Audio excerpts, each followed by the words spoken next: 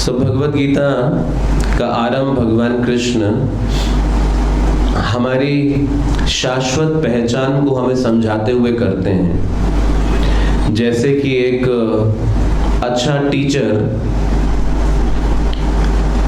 Basics आधारभूत जो सिद्धांत हैं उनको स्पष्ट करके फिर आगे की बात समझाएगा, तो उसी प्रकार से भगवान भी एक अच्छे टीचर की तरह गीता के अंदर हमको एक आधारभूत यानी कि हमारी वास्तविक पहचान क्या है उसकी शिक्षा देने के बाद फिर गीता में आगे बात करना प्रस्तुत करते हैं। अब सिखाना किसी को उसके कई तरीके हैं,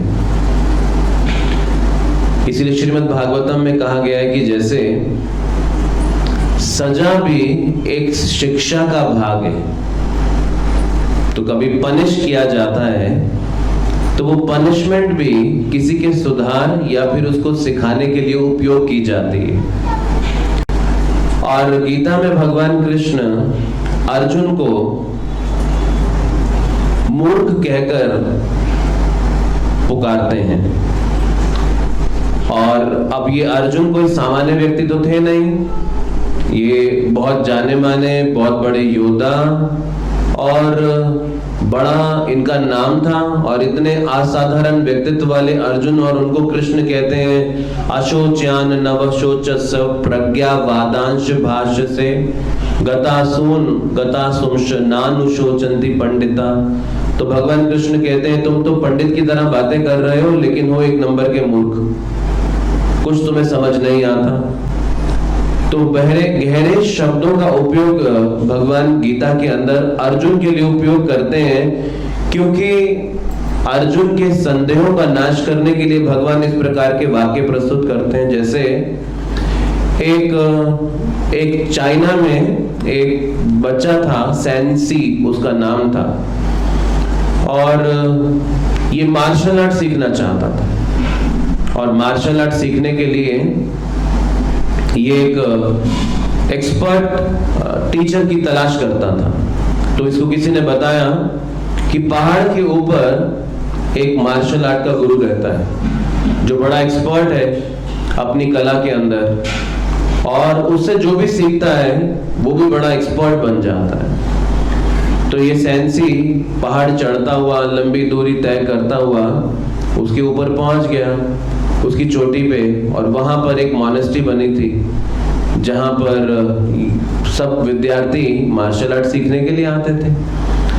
और ये चढ़ता चढ़ता सुबह का शाम हो गया था, और संध्या के समय जब सैनसी पहुंचा तो उसने देखा सूर्य अभी अस्त होने जा रहा है, और उस मॉनेस्ट्री के बाहर में एक वृद्ध व्यक्ति झाड़ू लगा के उसकी सफाई करता था। तो ये उसके पास जाके बोला कि यहाँ पे जो गुरु हैं मैं उनसे मिलना चाहता हूँ। और ये व्यक्ति झाड़ू लगाता रहा और इसने कोई उत्तर ही नहीं दिया।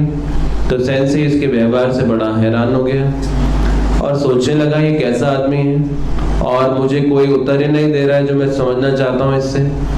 और उत्तर देना छोड़िए, झाड़ू लगा के सफाई करके वो मॉनेस्ट्री के अंदर घुसा और अंदर से ताला लगा दिया, दरवाजा ही बंद कर दिया। तो भी सूर्यास्त हो गया। अब सैनसी के पास कोई चुनाव नहीं था, या तो नीचे जाए वापस या पर वहीं रुके प्रतीक्षा करे कि कभी दरवाजा खुलेगा। तो सैनसी वहीं रुक गया, प्रतीक्षा करने लगा कि शायद कभी दरवाजा खुले, और पूरी रात बीत गया अकेला।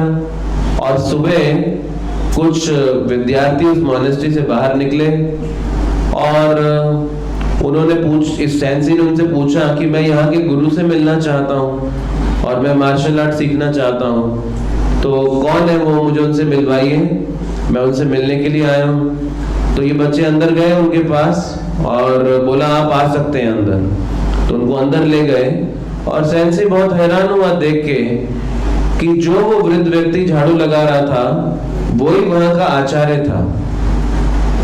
और उससे जब मिले तो सैनसी ने बोला कि मैं आपसे मार्शल आर्ट सीखने के लिए आया हूँ।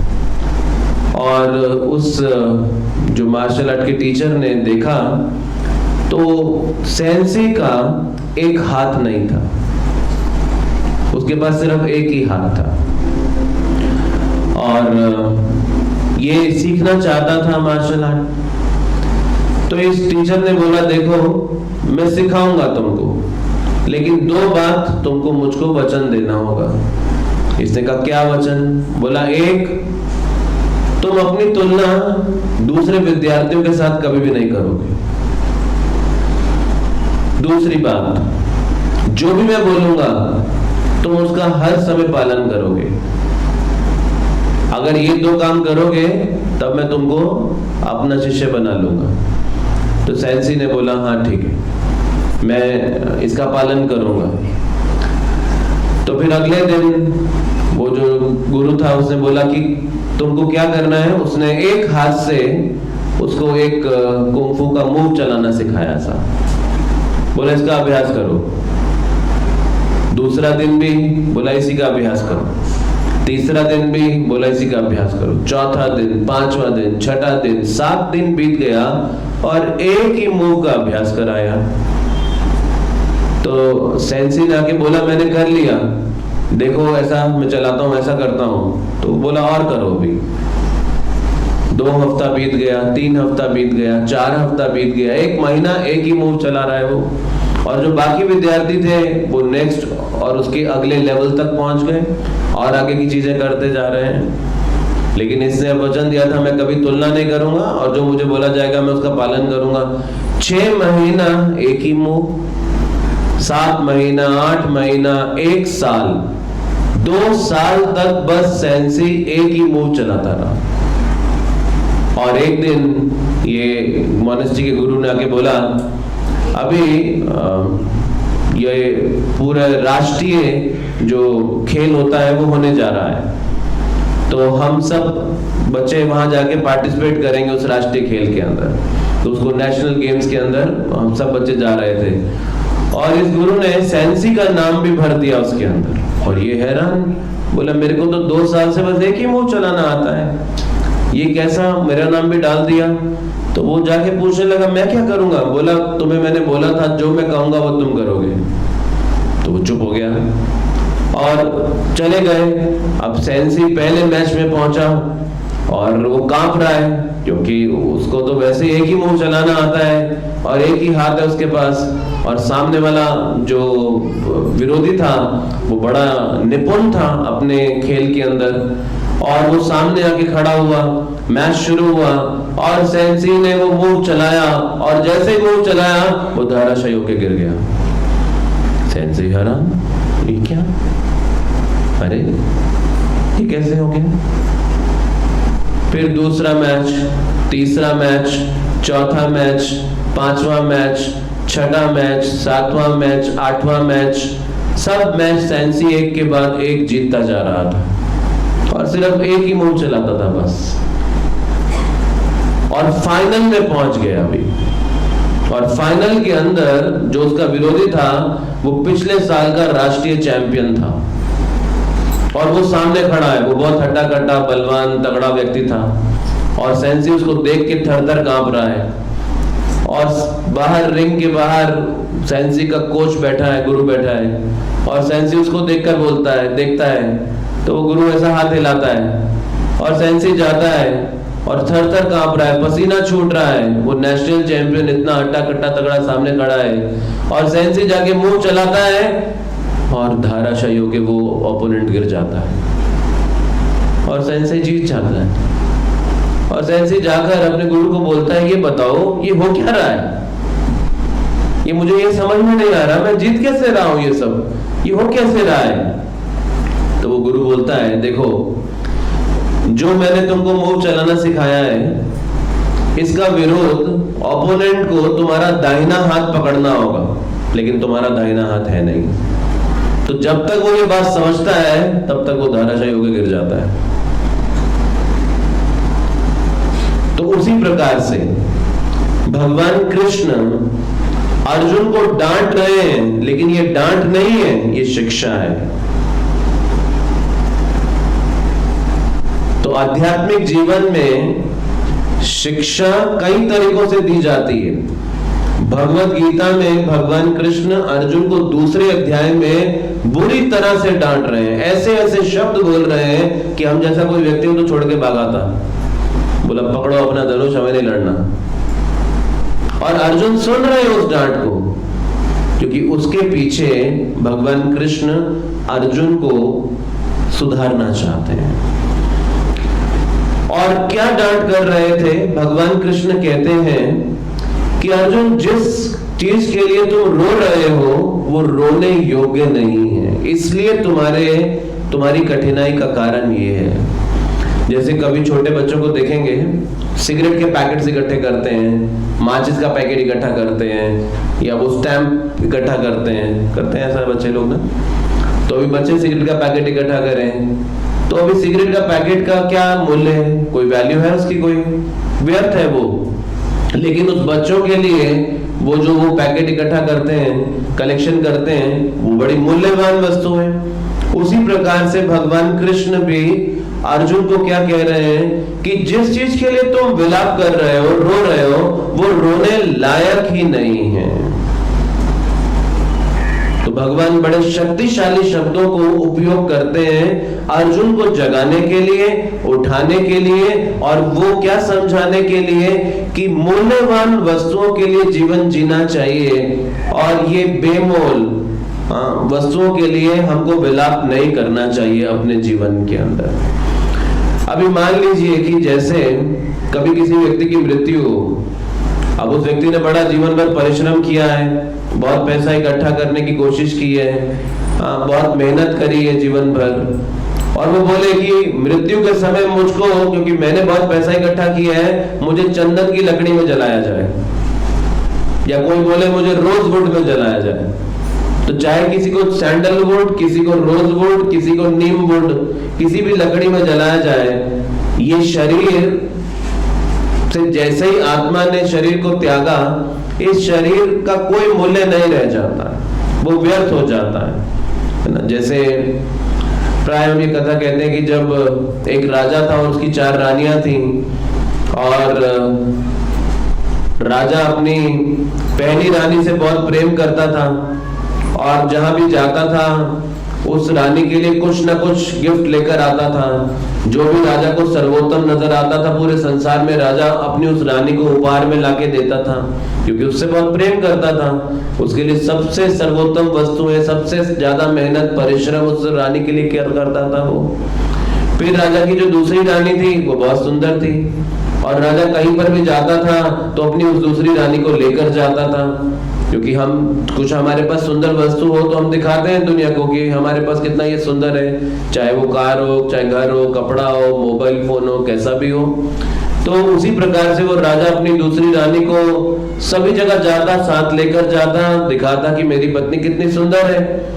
और फिर जो तीसरी रानी थी वो राजा की बहुत इंटेलिजेंट थी, बुद्धिमान थी, और राजा को समय समय पे बड़ा परामर्श भी देती थी, उसको सही काम करने के लिए उसको हमेशा निर्णय दिया करती थी, सलाह दिया करती थी। और राजा प्राय पूरा राज्य का कार्यभार संभालता था उस तीसरी रानी की सलाह के ऊपर।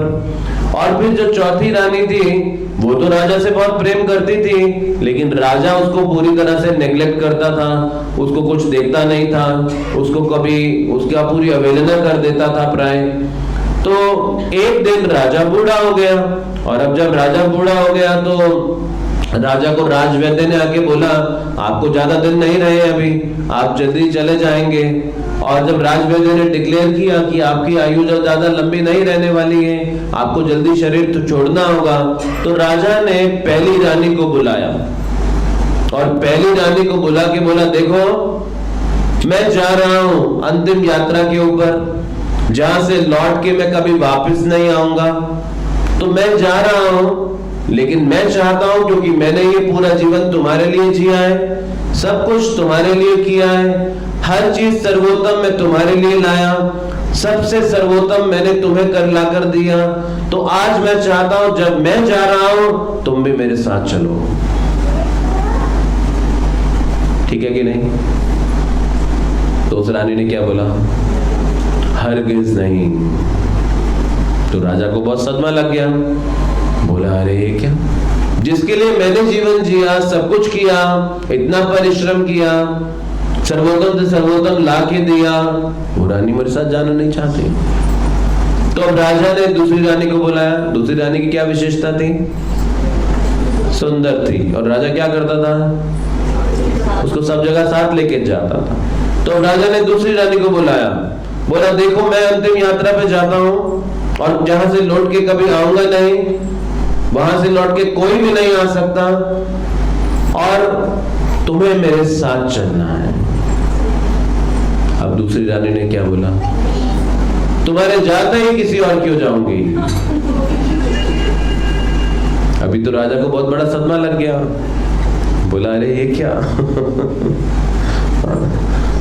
तो राजा तो हाय हाय करके बैठ गया कि ये क्या हो रहा है? जिनके लिए मैंने जीवन जिया वो मेरे नहीं। अभी तीसरी रानी, तो राजा ने तीसरी रानी को बुलाया। इसकी क्या विशेषता थी? बुद्धिमान थी। और क्या करती थी? एडवाइस करती थी राजा को। तो राजा ने तीसरी रानी को बुलाया, बोला मैं जाता हूँ और अंतिम जा रहा हूँ और फिर लौट के नहीं आऊंगा, तुमको मेरे साथ जाना है। तो तीसरी रानी ने बोला सिर्फ शमशान तक, बस उससे आगे नहीं। ऐसा ही होता है ना, इससे आगे कोई नहीं जाएगा, सिर्फ शमशान तक। जैसे ही आवाज आती है खोपड़ी फटने की, जब शरीर को जलाया जाता है, तो रिश्तेदार भी कोई खड़ा नहीं होता, चले जाते हैं।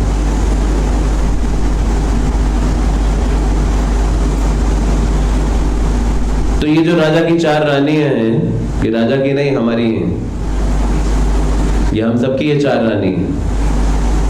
तो पहली रानी के लिए राजा क्या करता था? हाँ, सबसे सर्वोत्तम लाके देता था। और ये पहली रानी हमारा खुद का शरीर है। हम इस शरीर के लिए सबसे सर्वोत्तम लाते हैं कि नहीं? इसको सबसे अच्छा खाने के लिए देते हैं, सबसे अच्छा पहनने के लिए देते हैं, सबसे सुविधा देते हैं, सबसे ज्यादा आराम देते हैं, इसको ज्यादा से ज्यादा सुंदर बनाना चाहते हैं। तो पहला रानी हम सबका, ये हमारा खुद का शरीर है जिसके लिए हम खुद सब कुछ करते हैं। और जब हम मरे तो ये शरीर का क्या होगा? ये साथ जाएगा।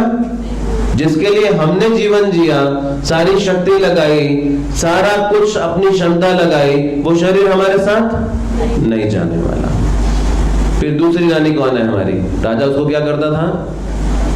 दिखाता था। तो दूसरी रानी कौन है जिसने क्या उत्तर दिया था कि राजा के जाते ही किसी और की हो जाऊंगी? ये हमारी दूसरी रानी कौन है बोली? हाँ, हमारा पैसा। हम दिखाना चाहते हैं लोगों को कि नहीं कि कितना पैसा है हमारे पास, और हमारे जाने के बाद ये किसका होगा? किसी और का। तो दूसरी रानी ने बोला आपके जाते ही किसी और की हो जाऊंगी मैं, हमारे साथ नहीं जाएगा, किसी और का हो जाएगा।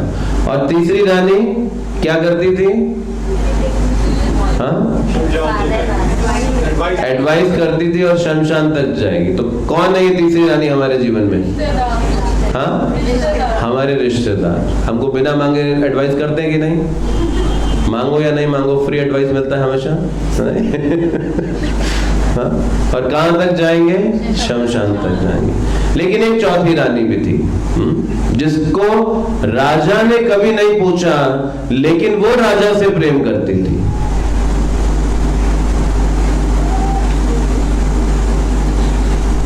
और वो कौन है? आत्मा तो राजा है।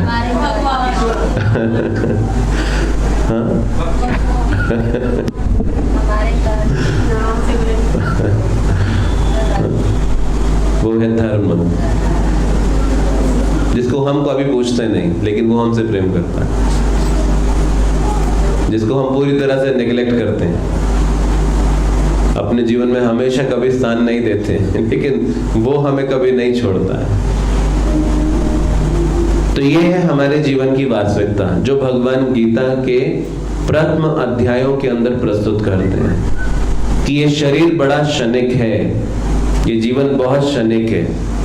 इसीलिए जापान देश में जाएंगे आप, जापान देश में बहुत भूकंप आते हैं, वो हाईली अर्थ क्वेक प्रोन जोन है।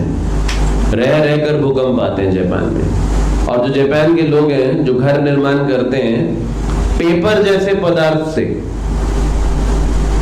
पेपर जैसे पदार्थों का घर बनाते हैं, क्योंकि जानते हैं ये घर टिकेगा नहीं, भूकंप आएगा गिर जाएगा, इसीलिए टेम्परेरी शेल्टर्स बनाते हैं, जानते हैं कि घर टिकेगा नहीं।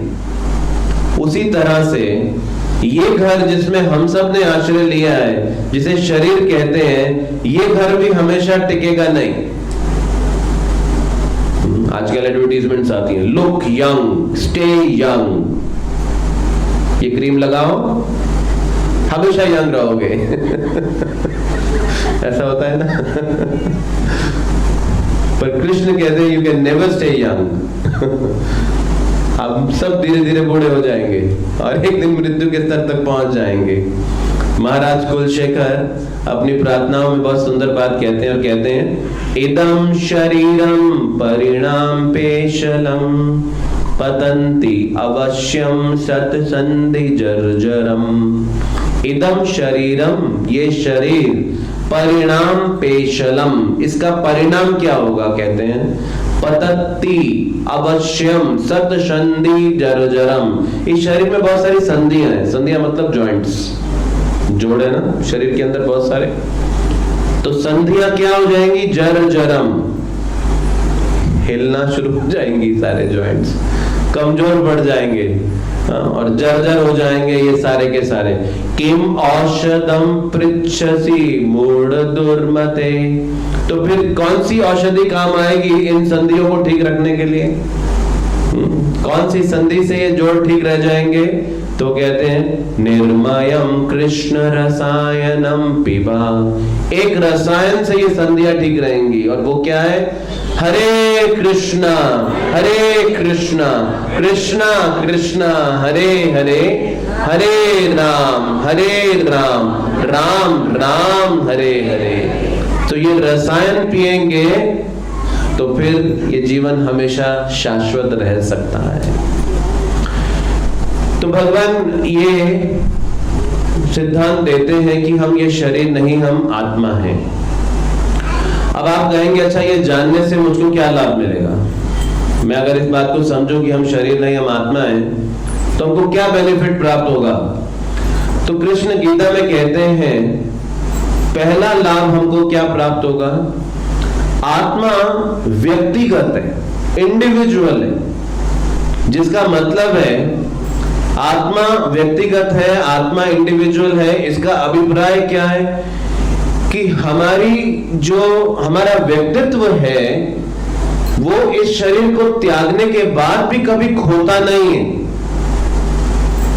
तो भगवत गीता एकत्व के सिद्धांत को सपोर्ट नहीं करती है, यानी कि दो ट्विंस बच्चे होते हैं, वो भी अलग अलग होते हैं, उनके विचार भी अलग अलग होते हैं। ऐसा नहीं कि एक मां के गर्भ से एक समय में ट्विंस ने जन्म लिया है तो उनके विचार एक होंगे, वो एक होंगे। तो एक सिद्धांत है अध्यात्म की दुनिया में जिसको मायावाद के नाम से जाना जाता है। तो ये मायावाद का सिद्धांत का मतलब है कि भगवान माया में आ जाते हैं। तो भगवान माया में आ जाते हैं का मतलब है कि भगवान हमारे जैसे बन जाते हैं। इसका अर्थ क्या हुआ कि भगवान हमारे जैसे बन जाते हैं? इसका अर्थ यह हुआ कि हम सब एक दिन भगवान बन जाएंगे। आज हम इस भ्रम के अंदर हैं, लेकिन कल हम सब अभ्यास करके हम सब भगवान बन सकते हैं। अभी हम भगवान ही हैं, लेकिन हम सब माया में पड़े हुए हैं। ये मायावाद का सिद्धांत है। तो मायावाद का सिद्धांत क्या कहता है कि आज अगर आप अभ्यास करें तो एक दिन आप सब भगवान बन सकते हैं। तो ये सिद्धांत भगवत गीता में कहीं पर भी नहीं लिखा गया है। गीता में स्पष्ट रूप से भगवान कहते हैं जीव जीव रहेगा, भगवान भगवान रहेंगे, यानी कि अंश हमेशा अंश रहेगा, भगवान हमेशा भगवान रहेंगे, और भगवान कभी माया में नहीं आ सकते। ये भगवत गीता कहती है। और अगर भगवान माया में आए तो वो फिर भगवान ही नहीं हो सकते। तो गीता का सिद्धांत क्या कहता है कि किसी व्यक्ति की शक्ति उस व्यक्ति से बड़ी नहीं हो सकती। जैसे सूर्य की किरणें, ऊष्मा, प्रकाश सूर्य से बड़ा नहीं हो सकता। शक्ति जो है वो शक्तिमान के हमेशा अधीन में होगी। तो माया भगवान की शक्ति है तो वो हमेशा भगवान के अधीन होगी, वो उनसे श्रेष्ठ नहीं हो सकती। तो अगर ये सिद्धांत आज 99% अध्यात्म की किताबें इस फिलॉसफी को प्रमोट करती हैं। क्यों? क्योंकि लोग ऐसा पढ़ना चाहते हैं। अरे वाह, मैं प्रैक्टिस करूंगा तो मैं भी एक दिन भगवान बन जाऊंगा, मतलब मुझे किसी की पूजा करने की जरूरत नहीं पड़ेगी, लोग मेरी पूजा करेंगे। ऐसा क्या? तो आज 99% किताबें अध्यात्म की इसी सिद्धांत को लिखती हैं, इसी सिद्धांत को बोलती हैं। आज पूरी दुनिया भर के अंदर ये मायावाद सिद्धांत प्रस्तुत किया जाता है, जो कि भागवतम और गीता में कहीं पर भी प्रस्तुत नहीं किया गया है। इसके अगेंस्ट तो बातें दी गई हैं, लेकिन इसके सपोर्ट में कोई बात नहीं प्रस्तुत की गई है। तो जब हम कोई किताब ऐसी पढ़ें या कहीं पर ऐसी बात सुने तो हमें उसे वहीं छोड़ देना चाहिए। चैतन्य महाप्रभु ने कहा, मायावाद भाष्य सुनिले होइल सर्वनाश। अगर आप मायावाद की बात सुनेंगे, आपकी भक्ति का सर्वनाश निश्चित रूप से हो जाएगा। तो गीता कहती है हम में और भगवान में एकत्व है, वननेस है, और वो वननेस इंटरेस्ट के अंदर है, हमारे उद्देश्य के अंदर है। लेकिन अन्यथा हमारा व्यक्तित्व और भगवान का व्यक्तित्व हमेशा अलग बना रहेगा, वो कभी एक नहीं हो सकता। जैसे प्रभुपाद जी कहते थे, इस बात को समझाने के लिए, चीनी का स्वाद लेना या फिर चीनी बन जाना, दोनों में से क्या बेहतर है बताइए? चीनी का टेस्ट करना बजाय कि खुद चीनी बन जाना। उसी प्रकार से भगवान का टेस्ट करना या स्वयं भगवान बन जाना।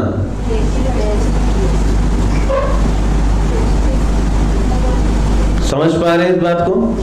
जैसे गाय का बछड़ा कहे कि मैं गाय में लीन हो जाऊं, या फिर गाय का बछड़ा गाय का दूध पिए, क्या बेहतर है दोनों में से? वो दूध पिए। या जैसे मधुमक्खी है, अब वो मधुमक्खी शहद बन जाए या फिर शहद का आस्वादन करे, क्या बेहतर है? शहद का आस्वादन करे। तो उसी प्रकार से गीता ये सिद्धांत देती है कि भगवान का आस्वादन करना, भगवान का अनुभव करना, भगवान के साथ आनंद लेना, भगवान में लीन नहीं हो जाना। भगवान में लीन हो जाने का मतलब है कि अपने व्यक्तित्व को समाप्त कर देना। और गीता इस सिद्धांत को प्रस्तुत नहीं करती है। गीता इस सिद्धांत को दे रही है कि हम सब इंडिविजुअल हैं और हमारी इंडिविजुअलिटी मुक्ति के बाद भी बनी रहती है, वो मर्ज नहीं होती है। अब आप कहेंगे कि इसको जानने से मुझे क्या लाभ होगा? इसको जानने से एक बहुत बड़ा बेनिफिट है, और वो बेनिफिट ये है कि हम सब अलग हैं। और हम सब अलग हैं का अर्थ है हम सबकी योग्यताएं अलग हैं, और इस कारण से हमें अपनी तुलना दूसरों के साथ नहीं करनी चाहिए। हम सबकी ये बहुत बड़ी बीमारी, तुलना करने की बीमारी, कि उसने ऐसा पाया और मैंने ऐसा पाया, उसको ये सफलता मिली और मुझको ये सफलता मिली, उसने ये हासिल किया और मैंने ये हासिल नहीं किया। हम सब हमेशा ये तुलना करते हैं, मेरा बच्चा ये बना, उसका ये बना, मुझे ये लाभ हुआ, उसको ये लाभ हुआ। ये कंपैरिजन हम सबके मन के अंदर हमेशा कैंसर की तरह रहता है। ये कंपैरिजन करना एक कैंसर की बीमारी की तरह है। हम सब ये तुलना हमेशा अपने मन के अंदर करते रहते हैं, लेकिन भगवान कहते हैं हम सब इंडिविजुअल हैं। तुलना करने का प्रश्न ही कहां आता है? हम सब अलग अलग हैं, हम सब के अंदर अलग अलग प्रकार की भिन्नता है। अब कितने अलग अलग प्रकार के अनाज हैं, कितने अलग अलग प्रकार के फल हैं और सबकी आवश्यकता है। आप ये नहीं कह सकते ये एक प्रकार का अनाज चाहिए दूसरे प्रकार का नहीं चाहिए। आप ये नहीं कह सकते एक प्रकार का फल ठीक है दूसरे प्रकार का फल ठीक नहीं है। सबकी आवश्यकता है, सबके अंदर अलग प्रकार के विटामिन, सब में अलग प्रकार के मिनरल्स और प्रोटीन पाए जाते हैं जो कि शरीर के लिए अलग अलग आवश्यकता है और हर एक का टेस्ट अलग अलग है और उन सब की हमारे जीवन के अंदर आवश्यकता है। उसी प्रकार से भगवान जब गीता में कहते हैं कि जीव आत्मा इंडिविजुअल है तो इसका मतलब है हम सब में अलग अलग गुण है, हमें अपनी तुलना दूसरों के साथ नहीं करनी चाहिए। जैसे जब लंका जाने के लिए भगवान राम ने बंदरों की सहायता से पुल का निर्माण करवाया तो उस समय हनुमान जी बड़े बड़े पत्थर लाकर रख रहे थे, लेकिन एक गिलहरी सामने आई तो हनुमान जी ने बोला गिलहरी तुम क्या कर रही हो? और वो क्या करती थी, जाके रेत के कणों को अपने शरीर से लगाकर लाती थी और रेत के कणों को झड़क देती थी। तो हनुमान जी हंसने लगे और बोले तुम हमारे पैर के नीचे आके मर जाओगी और हट जाओ यहाँ से रास्ते में, ये रेत के कणों से पुल बनेगा क्या तुम्हारा? तो जब भगवान राम ने इस बात को देखा और उन्होंने हनुमान जी को बोला ए हनुमान तुमको लगता है कि मेरा नाम लेने से ये पत्थर तैर सकता है तो क्या मैं ये पुल अपने आप नहीं बना सकता? जब मेरे नाम से पत्थर तैर सकता है तो क्या ये मैं पुल अपने आप नहीं बना सकता? जब मैं समुद्र को डराकर बोल सकता हूं रास्ता दो तो क्या मैं तुम सबको यहां से लंका नहीं ले जा सकता? तो हनुमान जी ने कहा हाँ भगवान आप ऐसा कर सकते हैं।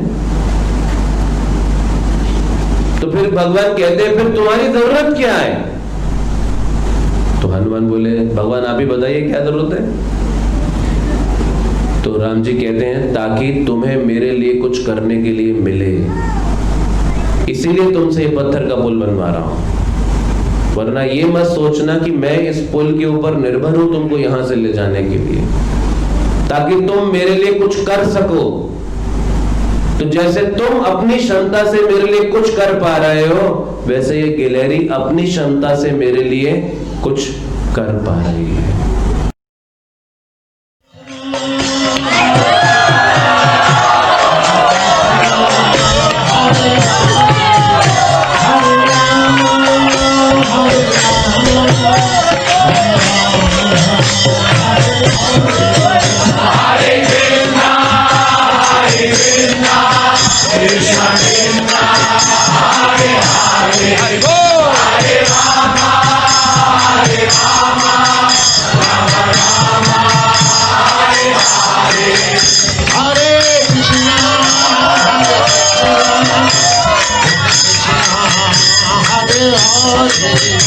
Hare Rama, Rama Rama,